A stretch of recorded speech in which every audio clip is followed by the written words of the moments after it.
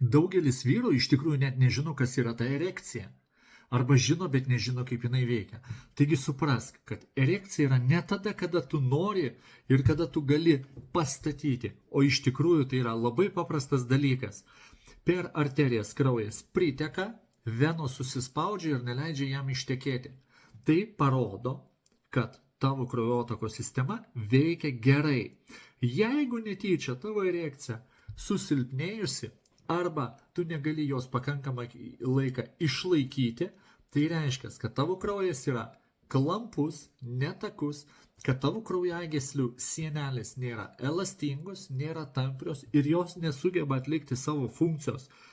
Tai parodo rytinės erekcijos arba buvimas, arba nebuvimas.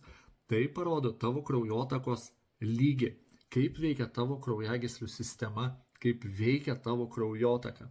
Aš nekalbu apie kraujodaros organus, bet jeigu nori sužinoti, ką reikėtų padaryti kitaip, ką reikėtų daryti savo gyvenime, kad erekcija būtų tiek, kiek reikia, tada, kada reikia ir galbūt netgi tada, kada tu nori. Parašyk, pasitarsim. Tai lengva atstatyti. Na, kaip 20 metų galbūt nebus, bet kaip 30 tikrai manau, kad įmanoma padaryti. Pažadu, parašyk.